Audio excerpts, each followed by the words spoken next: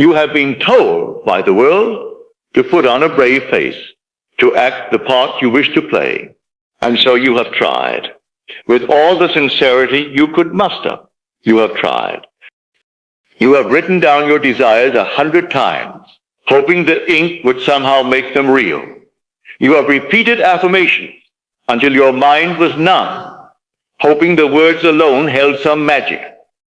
You have worn the mask of confidence while your heart trembled with fear. You have walked into a room and played the part only to return home at night to the deafening silence of your old familiar self. And you have wondered in the quiet of your own heart, why does this feel like such a struggle? Why does my performance feel so hollow? Why does the world, which I am told is a stage, not applaud my act? Tonight, I am here to tell you a truth that may startle you and may set you free. The reason your world does not respond is because it is not responding to your act, nor to your endless words. It is responding to the actor, and the actor deep down knows he is pretending. This very advice to simply act the part without first becoming it within is the great misunderstanding. It is the subtle poison that has kept your desires just beyond your reach. But there is another way, a way that requires no pretense, no forcing, a way not of faking, but of being. And tonight you will learn the profound difference. You will learn how to stop being an actor who desires a crown, and how to become the king who wears it naturally. To understand this profound difference, you must understand the difference between an actor and an heir. The actor studies the part of a king. He learns the lines. He mimics the posture. He wears the costume. But in his heart, he knows he is not a king. He is playing a role, hoping his performance is convincing enough to win applause. This is the path of faking it. It is a path of effort, of strain, and of constant inner conflict. The heir, however, does not need to act. He simply is one. He was born into it. The crown is his birthright, his confidence, his posture, his speech. They all flow naturally and effortlessly from his identity. This is the path of being it. The scripture warns us of the futility of being the actor. It speaks of those who are like whitewashed tombs, which outwardly appear beautiful, but within are full of dead men's bones. They perform all the outer rituals correctly, but their inner state, their consciousness, remains unchanged. Their prayer is not heard, for it is a hollow performance.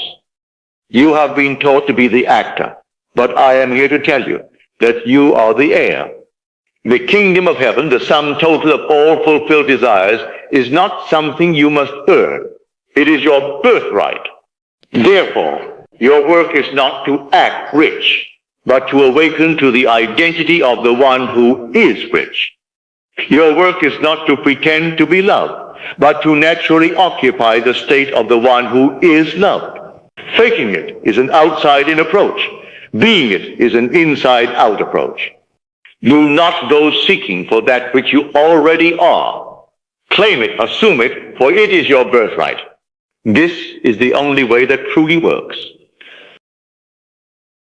So, how does one move from the strain of acting to the ease of being? The difference is not in the outer action, but in the inner conversation that accompanies it. Let us take a simple, practical example. Imagine you desire a new, beautiful motor car. The man who is faking it goes to the dealership. He sits in the driver's seat, he touches the fine leather, and his inner conversation is one of longing. He says to himself, "Oh, this is the car that I want. I wish this were mine. If I feel this hard enough, if I can just remember the texture of this leather, my visualization will be stronger, and the universe will have no choice but to give it to me." His every action is a petition, a prayer sent from a state of lack. He is an actor hoping the stage prop will one day become real. Now, the man who is being it does the exact same thing. He goes to the same dealership. He sits in the same seat, but his inner conversation is entirely different. He says to himself, so this is what my car feels like. The decision was a good one. It feels just as I imagined it. Do you see the profound difference? His action is not a petition. It is a confirmation. He is not trying to get the car. He is simply enjoying what is already his in imagination. He is an heir, inspecting his inheritance. Let us take another, more personal example. A woman who desires to be happily married enters a bridal shop to look at wedding gowns. If she enters as the actress, her inner conversation is one of hope and effort. She thinks to herself, I will act as if I am a bride to attract my wedding day.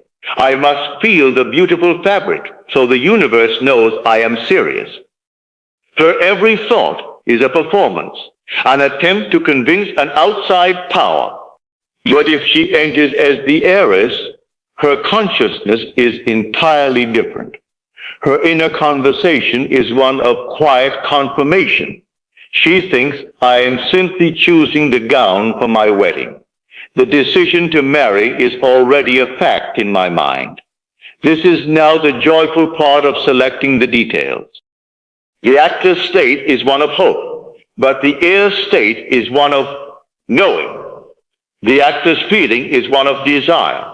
The heir's feeling is one of fulfillment. This is the art you must practice. In every moment, ask yourself, am I acting from the state of wanting or from the state of already having? Am I the actor begging for the part, or am I the director who knows the end of the play before it has even begun? Your work is to go within and assume the feeling of the wish fulfilled first. Feel yourself to be the person you want to be now. Then any outer action you take will not be an act of hope, but a natural, effortless movement from a state of knowing. That is the secret. Do not mistake what I have shared for a comforting philosophy. This is the very bedrock of reality, a law that has proven itself unfailingly to any soul who has had the courage to experiment. Let me tell you the story of an artist I knew, a man of tremendous talent, but of little recognition. His one great desire was to have his paintings displayed in a very prestigious gallery in a great city. For years he operated as the actor. He would visit the gallery, speak to the owner, plead his case, and show his work, only to be met with polite indifference. His outer actions were those of a hopeful artist, but his inner state, his concept of self, was that of a rejected one. Every rejection only confirmed his deepest fear that he was not good enough. One day, he grew tired of the struggle. He decided to stop all outer effort. He would no longer visit the gallery. He would no longer plead his case. Instead, he would do the real work. Every night he would stand in his studio, close his eyes, and conduct a new inner rehearsal. He was no longer a struggling artist, seeking recognition. He simply became, in imagination, a successful, celebrated artist whose work was in high demand. He went straight to the end. He imagined himself standing in that very gallery, not as a hopeful applicant, but as the featured artist of the evening. He used all his senses to make it real. He could hear the quiet murmur of the admiring crowd and the gentle clinking of glasses. He could smell the faint scent of polished wood floors. He could see the warm gallery light shining on his favorite painting, and next to it, a small red dot, signifying it had been sold. He could feel the smooth, cool glass of champagne in his hand, and most importantly, he could feel the deep, unshakable sense of quiet satisfaction, the inner peace of having finally arrived. He fell asleep night after night, saturated in this new identity. He did this for 1 month and did not lift a finger in the outer world. Then the gallery owner, who had for years ignored him, sought him out. He had a sudden feeling that he should look at the artist's work again.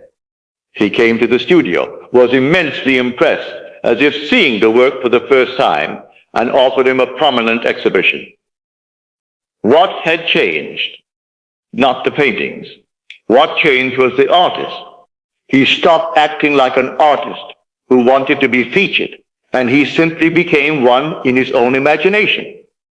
The world had no choice but to conform to his new concept of self.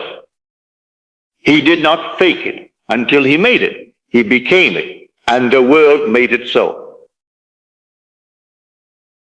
Herein lies the great misunderstanding that has held you captive. The world has taught you to be an actor, endlessly performing for a part you hope to one day be given. But your birthright was never to be the actor, begging for a role. It was always to be the heir, awaiting your inevitable inheritance. The actor seeks applause from the world outside. He is anxious for its approval. But the heir needs no validation. He knows the kingdom is already his. His satisfaction comes not from the applause, but from the deep inner conviction of his own identity. Henceforth, let this be your art. Stop performing for the world. Your only task is to go within, and in the profound silence of your own being, simply put on the royal garment of the feeling of the wish fulfilled. Wear the identity of the person you desire to be until it's no longer a costume, but your very skin.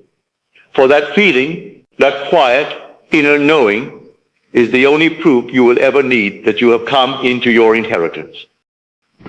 And the world, that loyal and perfect servant, will have no choice but to bring forth the treasures of the kingdom that you have claimed from within. This is the only work there is to do. Now, let us go into the silence.